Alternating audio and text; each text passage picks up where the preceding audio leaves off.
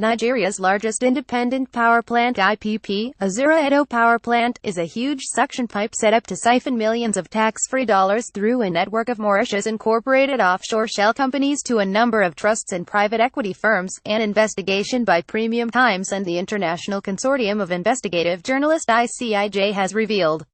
A study of the data obtained by German newspaper, Suddeutsche Zeitung, and ICIJ from two offshore secrecy providers Appleby and Asiaciti Trust and 19 secrecy jurisdictions showed that promoters of the power plant will earn as much as $28 million before the first light bulb comes alive from power generated by the facility.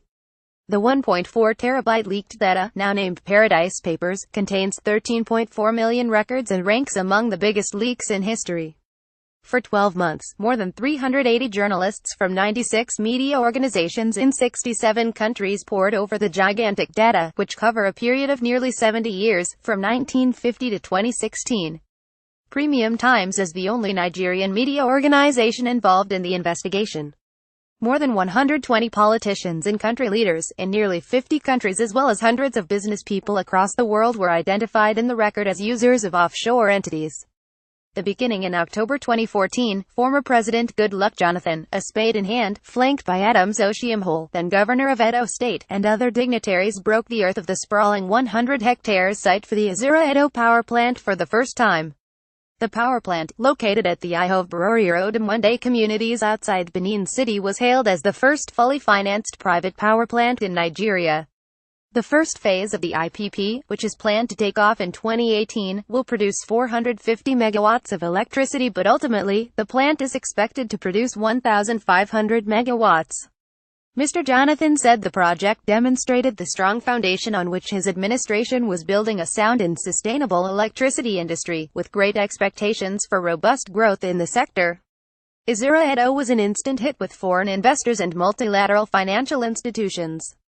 The gas-fired plant had little problem generating the $1 billion, $700 million for the construction of the plant and $300 million to build associated infrastructure required to set it up. The World Bank provided a partial risk guarantee of up to $245 million. The board of the International Finance Corporation IFC and the Multilateral Investment Guarantee Agency MIGA approved loans and hedging instruments of up to $135 million and guarantees of up to $659 million. The project received loan financial backing from First City Monument Bank, Rand Bank of South Africa, Standard Chartered Bank, United Kingdom and the Netherlands Development Finance Company FMO. Other financial institutions that provided debt financing were Standard Bank of South Africa, SWEDFUNDS International, AB, Sweden, and Overseas Private Investment Corporation, USA. But after the funfair of the groundbreaking ceremony, work on the project stalled. The Mr. Jonathan's administration, for undisclosed reasons, withheld its backing of the World Bank facility needed for the plant to take off. In August 2015, however, the President Muhammadu Buhari administration breathed new life into the plant, signing a $237 million risk guarantees with the World Bank in support of the power plant. The guarantees included a debt mobilization guarantee of $117 million and a liquidity guarantee of $120 million. This landmark development confirms the Buhari administration's commitment to the continuation of the power sector reforms, which is anchored on attracting private sector investments, and establishing and supporting institutions that are critical to the reforms, the Ministry of Power said in a statement. Similarly, during an inspection tour of the power plant, in April 2016, the immediate past governor of Edo State, Adams Oshiomhole, praised the promoters of the plant. It requires a measure of confidence in our country, people, and about our future to initiate a gigantic project such as this. Even while you are at the stage of construction, all of us here are already beneficiaries of that vision, he said. It is not hard to see why the Nigerian government is excited about the project. At full generating capacity of 1,500 megawatts, the plant will be producing more than a third of the country's current total generating capacity.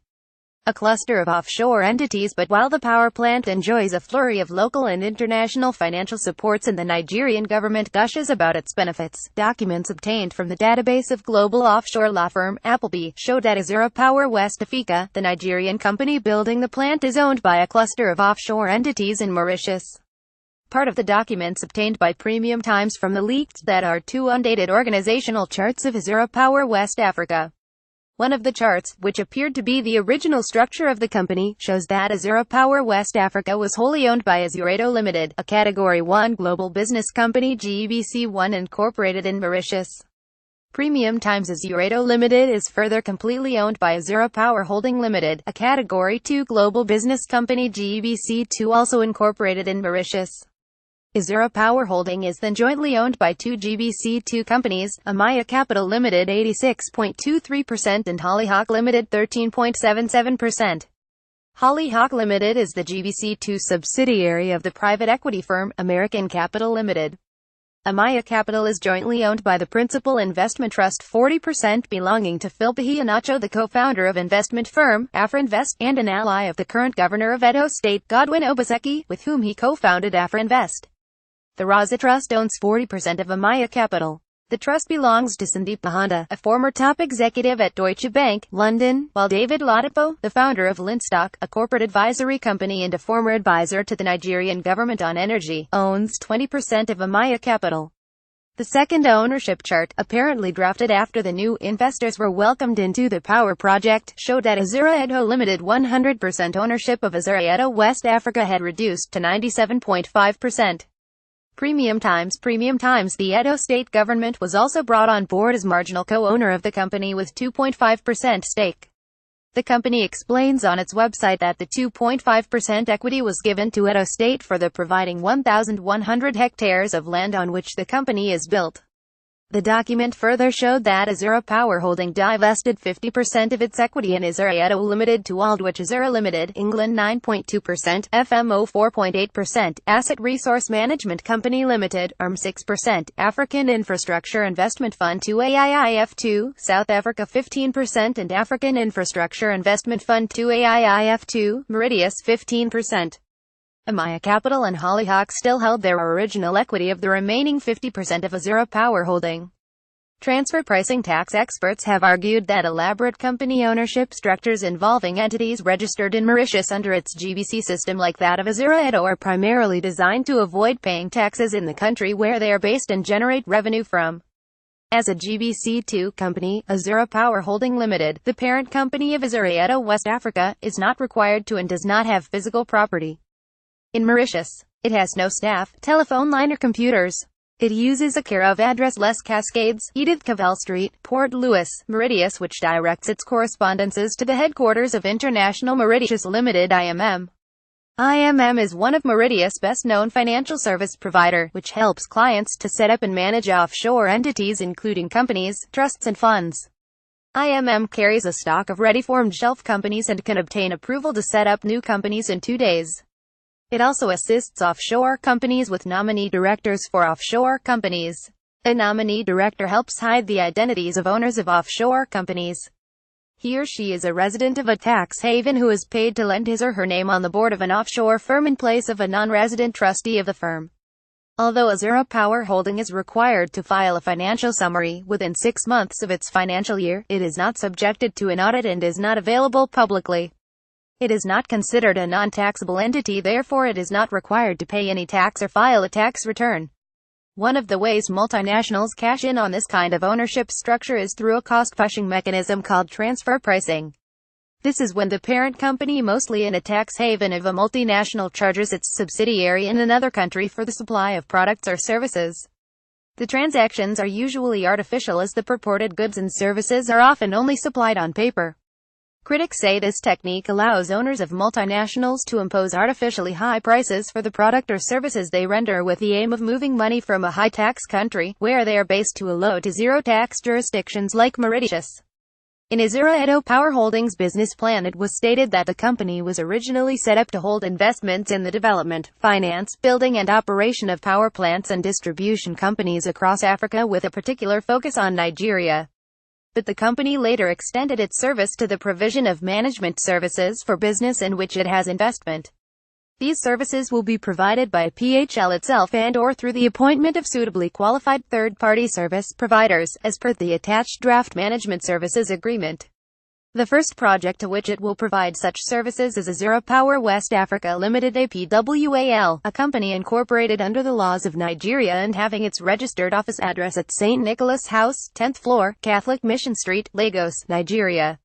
APWAL is the project company, which is developing a 1,000 megawatts independent power project IPP complex in Edo State, Nigeria in 2 phases. Phase 1 is the 450 megawatts open-cycle gas-fired IPP, for which the company will be providing the management services. The business plan read. A copy of the management services agreement obtained by Premium Times revealed that Azura Power Holding Limited, the service provider, shall manage all management and non-technical aspects of the project on behalf of the project company Azura Edo West Africa Limited during the term. According to the management service agreement with Azura Power Holding Limited, the initial agreement was to last 33 months and may be extended for at least a period of 3 months. Also, while the agreement lasts, Azura Power Holding will be paid a quarterly base fee of $500,000 as long as it performs the function for which it was hired. Thus, Azura Power should earn $4.5 million as base fee alone for the duration of the agreement. However, a clause in the agreement pegs the maximum fee the offshore company can earn as base fee at $3 million. Also contained in the management agreement is the plan by the owners of Azura Power Holding to pay themselves over $25 million in management fee. A breakdown of the budget showed that the company will pay itself $9.1 million in the first year, $7.85 million in year 2 and $8.34 million in the third year. The agreement further stipulates that no employee of Azura Power Holding shall be deemed as an employee of Azura Edo West Africa. This is also another tax avoidance tactic used by multinationals. Fair Tax Mark, a UK-based not-for-profit tax rating group, explains how this works. Multinational companies can choose to employ managers in a low-tax regime country or tax haven far away from where their services are used. This can both reduce the employees' individual tax bills and benefit the company by allowing them to make charges for management services which are deducted from their profits elsewhere. The senior management of a multinational may well be internationally mobile and will be willing to participate in tax planning for their own and their employer's benefit. The result is that these senior managers might be employed in locations which suit tax planning even if their duties are undertaken elsewhere. From this practice, managers can obtain a favorable tax treatment for their earnings if they are employed in a location that is not their long-term home. This is because part of their income might not be taxed anywhere. Some of the management services the company will be providing includes providing the managing director, delivering customs and excise services, finance, and government and community relations. Double taxation treaty. By creating a complicated, multi-layered ownership structure, promoters of Azura Edo Power Plant will not only be moving millions of tax-free dollars to Mauritius through transfer pricing, they are in line to make several more if Nigeria ratifies a double taxation treaties (DTTs) or double taxation agreement as it signed with the Indian Ocean country in 2012. DTTs are primarily signed between two governments to prevent income from getting taxed twice, to prevent double non-taxation, to clarify the taxing rights between the parties involved and to aid the exchange of tax information. However, companies often exploit loopholes in the treaty to ship significant portions of their profits to offshore jurisdictions where they pay little or zero tax. Low-tax countries like Mauritius deliberately sign DTTs with several countries which allow multinationals to engage in treaty shopping, defined by the Business Dictionary as the practice of structuring a multinational business to take advantage of more favorable tax treaties available in certain jurisdictions. DTTs significantly undermines the ability to raise domestic revenue to underpin a country's development by opening up loopholes for multinational companies operating in the country and super-rich individuals to shift profits abroad through Mauritius to avoid paying appropriate taxes, said UK-based tax watchdog, Tax Justice Network. In 2014, rights group, ActionAid Nigeria, wrote the then Nigeria's finance minister, Ngozi Okonjo-Iweala, about the perils of ratifying the DTT she signed with Mauritius 2 years earlier. Double taxation treaties creates loopholes for tax evasion and avoidance and is exploited by companies that undertake treaty shopping which deny our beloved country of the much-needed resources we need at this juncture for developing. Overall, the cost, financial and otherwise, of the treaty to Nigeria will outweigh the perceived benefits. It is advisable for Nigeria not to ratify the treaty unless certain changes are made to retain Nigeria's taxing rights as contained in the domestic tax legislation, the letter read. A review of the treaty earlier commissioned by the group identified some of these loopholes. the Nigerian Mauritius DTT could result in sharp practices by multinationals operating in the countries and especially in Nigeria through double non-taxation. This is particularly the case with the reduced rate of withholding tax on streams of income flows from Nigeria, such as dividend, which are not taxable in Mauritius, and the tax-sparing provision applicable to reduced tax rates and waivers on income streams such as interest and royalty, the report stated. Given that Nigeria is a net importer of capital and will remain so for the nearest future, the DTT, by limiting the taxing right of Nigeria on dividend, interest and royalty, potentially reduces the tax base of the country, which will impact negatively on the revenue generation for the country, the report added. As a GBC1, Azura Edo Limited is eligible to enjoy the DTT between Nigeria and Mauritius when it is ratified by the Nigerian government. GBC1 companies in Mauritius are generally used as special-purpose vehicles (SPVs). None of the shareholders of a GBC1 is required to live or work in Mauritius, and only one of its directors is required to be a Mauritius resident. However, this director can be a nominee director. A nominee director is a resident of a tax haven who is paid to lend his or her name on the board of an offshore firm in place of a non-resident trustee of the firm. Though its beneficial owners are disclosed to the Mauritian Financial Services Commission (FSC), such information as well records of their shareholders and directors are hardly publicly disclosed. For instance, documents obtained by Premium Times revealed that 2 of the 3 listed directors of Azura Edo Limited, Sandeep Phakan and Dervesh Chumim, are employees of IMM. Mr. Oladipo is listed as the 3rd. The company's secretary, Ashraf Ramdullah, is also an employee of IMM. As a GBC1 company, the Azura Edo is also not required to make its accounts public. The incentives for the owners of Azura Edo to exploit the DTT to move its income offshore are huge. For example, while companies incorporated in Nigeria are expected to pay 30% corporate tax, GBC1 are only required to pay a maximum of 3% corporate tax. Co-founder of Azura Edo responding to inquiry sent by Premium Times, Mr. Oladipo denied that owners of the power plant were engaged in transfer pricing. He claimed that the contractual structure of project has been highly transparent. Within Nigeria, Azura Power West Africa Limited APWAL pays and will continue to pay all taxes due to the federal and state governments, Mr. Oladipo said. We have no transfer pricing or tax avoidance schemes. Indeed, such schemes are impossible in the context of an open-book project finance transaction where much of the debt comes from the big development finance agencies and where the revenues are securitized by all 3 arms of the World Bank. APHL possesses a valuable stock of specialist resource which the other shareholders in APWAL wish to take advantage of. Clearly, the cost of providing this resource has to be reimbursed. And APHL also needs to earn a fee for the provision of these services, as well as bonuses if the project is delivered on budget and ahead of schedule. To put this in context, the maximum total cost fee plus reimbursement plus bonuses of the MSA over the entire 3-year construction period represents less than 1% of the project's total capital. It is also important to note that the MSA Management Service Agreement is an arm's-length agreement that was reviewed by and negotiated with both the lenders to the project and the other shareholders in the project. It represents extremely good value for money and, more importantly, it massively increases rather than decreases the profits that will be taxed in Nigeria, he said.